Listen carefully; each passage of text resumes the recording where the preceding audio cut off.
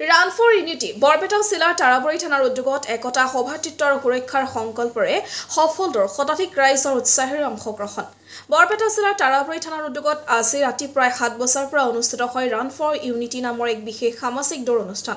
সমগ্ৰ দেশজুৰি অনুষ্ঠিত হোৱা একতা দৌৰৰ সৈতে সংগতি ৰাখি আয়োজিত এই অনুষ্ঠানত প্ৰায় শতাধিক স্থানীয় ৰাইজে উৎসাহভাৱে অংশগ্ৰহণ কৰে অনুষ্ঠানটোৰ নেতৃত্ব দিছিল উপ আৰক্ষী অধীক্ষক নিৰাপত্তা আৰু চোৰাংচোৱা ৰূপক বৰা আৰু তাৰাবৰী থানাৰ ভাৰপ্ৰাপ্ত আৰক্ষী বিষয়া সঞ্জয় কুমাৰ ৰয় তেওঁলোকৰ সৈতে থানাৰ সমগ্ৰ আৰক্ষী দলে একত্ৰিতভাৱে অনুষ্ঠানটো সফল কৰি তোলে দৌৰা আৰম্ভণি হয় তাৰাবৰী থানাৰ সন্মুখৰ পৰা জোৰৰ পৰা অংশগ্ৰহণকাৰীসকলে আনন্দ আৰু উদ্দীপনাৰে বখৰি ভাগৱত মন্দিৰলৈ যাত্ৰা কৰে তাৰ পিছত অংশগ্ৰহণকাৰীসকলে পুনৰ থানালৈ আহি দৌৰ সমাপ্ত কৰে দৌৰৰ অন্তত কিছু সময় বিশ্ৰাম লৈ অনুষ্ঠিত হয় ভলীবল খেল য'ত ৰাইজ যুৱক আৰু আৰক্ষীয়ে একেলগে অংশগ্ৰহণ কৰে সমগ্ৰ অনুষ্ঠানটোৱে স্থানীয় পৰিৱেশক উৎসৱমুখৰ কৰি তোলে গাঁওবাসী স্কুলীয়া ছাত্ৰ-ছাত্ৰী প্ৰবীণ ব্যক্তি আৰু থানাৰ আৰক্ষীসকলে মিলি এক সৌভাতৃত্বৰ পৰিৱেশ সৃষ্টি কৰে অনুষ্ঠানৰ অন্তত অংশগ্ৰহণকাৰীসকলক লঘু আহাৰ বিতৰণ কৰা হৈছে আতিথ্য আৰু একতাৰ উষ্ম অনুভৱ বঢ়াই দিয়ে ভাৰপ্ৰাপ্ত আৰক্ষী বিষয়া সঞ্জয় কুমাৰ ৰয়ে কয় এনেদৰে মিলি দৌৰ খেল আৰু সামাজিক অনুষ্ঠানৰ জৰিয়তে গাঁওখনত একতা শৃংখলা আৰু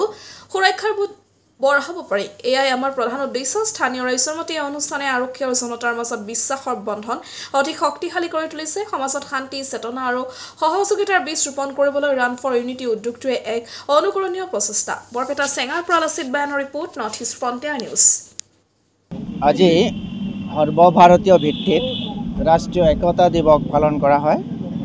31 ডিচেম্বৰ চৰ্দাৰ বল্লভভাই পেটেল আমাৰ নেতা তেখেতৰ নামত তেখেতক লৌহ মানৱ বুলি কৈছিল আৰু তেখেতৰ সোঁৱৰণত তেখেতৰ কীৰ্তিকলাপত তেখেতৰ কৃতিত্বত আজি সৰ্বভাৰতীয় হিচাপে ইউনিটি ডে হিচাপে পালন কৰা হৈছে আৰু এই ইউনিটি ডেৰ আমাৰ তাৰাবাৰী থানাটো গোটেই সৰ্বভাৰতীয় ভিত্তিত আমাৰ তাৰাবাৰী থানাটো এইটো পতা হৈছে এই ইউনিটি ৰান আমাৰ স্কুলীয়া ল'ৰা ছোৱালীক আমাৰ তাৰাবাৰী থানাৰ পৰা তেওঁলোকক ইনভাইট কৰা হৈছে তেওঁলোকে আহি এই ইউনিটি ডেত পাৰ্টিচিপেট কৰিছে আৰু আমাৰ DSP চাও আহিছিলে বৰপেটাৰ পৰা তেখেতৰ তত্ত্বাৱধানত আৰু আমাৰ OC সাহেবৰ তত্ত্বাৱধানত আজি এনেকৈ সুন্দৰকৈ আমাৰ এই ইউনিটি ডেটো ইউনিটি ৰান হিচাপেও পালন কৰা হয় আৰু সকলোৱে আহিছে আমাৰ ল'ৰা ছোৱালীবিলাক আহিছে তাৰাবাৰী থানাত তেওঁলোকে দৌৰিছে আমাৰ এটা ভাল পৰিৱেশৰ সৃষ্টি হৈছে আৰু নেক্সট জেনেৰেশ্যনক আমি এই মেছেজটো আমি দি যাব লাগিব অহা দিনতে এনেকৈ এই মেছেজটো পাই যাব থাকিব ধৰি ৰাখিব লাগিব আমাৰ নৱপ্ৰজন্মৰ মাজতো আমি এই ইউনিটি ডেটো যিটো নেকি আমি ভাতৃত্ববোধ গোটেই ভাৰতবৰ্ষ ভিত্তিত এই ভাতৃত্ববোধ এই ভাল ৰিলেশ্যনটো আমি গঢ়ি তুলিব লাগিব এইটো ভালকৈ জীয়াই ৰাখিব লাগিব এই ভিত্তিতে আজি এনেকুৱাকৈ আমাৰ তাৰাবাৰী থানাৰ অধীনত এইটো আমাৰ পতা হৈছে 31 অক্টোবৰ ৰাষ্ট্ৰীয় একতা দিৱস আজিৰ এই দিনটোতে স্বাধীন ভাৰতৰ প্ৰথমগৰাকী উপ প্ৰধানমন্ত্ৰী তথা গৃহমন্ত্ৰী লৌহ মানৱ চৰ্দাৰ বল্লভভাই পেটেলৰ জন্ম হৈছিল তেখেতে 1875 চনৰ 31 অক্টোবৰৰ এই তাৰিখটোত গুজৰাটৰ জন্ম গ্ৰহণ কৰিছিল তেখেতৰ আজি ১৫ বছৰীয়া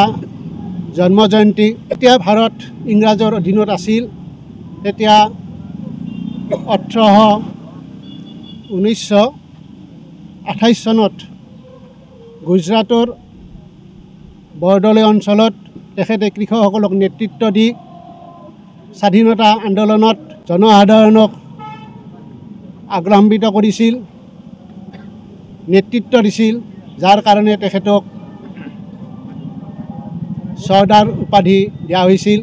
ভাৰত স্বাধীন হোৱাৰ পিছত 1947 চনৰ 15 আগষ্টত স্বাধীন হোৱাৰ পিছত ভাৰতত সৰু সৰু ৰাজ্যবিলাকক তেওঁ একত্ৰিত কৰি 562খন সৰু সৰু ৰাজ্য সেই সময়ত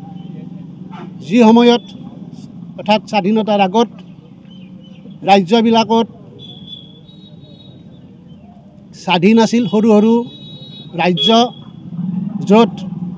ৰজাৰ শাসন চলিছিল বা নবাবৰ শাসন চলিছিল সেই ৰাজ্যবিলাকক একত্ৰিত কৰি তেওঁ ভাৰতৰ এখন সাৰ্বভৌম শক্তিশালী ৰাষ্ট্ৰ হিচাপে প্ৰতিষ্ঠা কৰিছিল।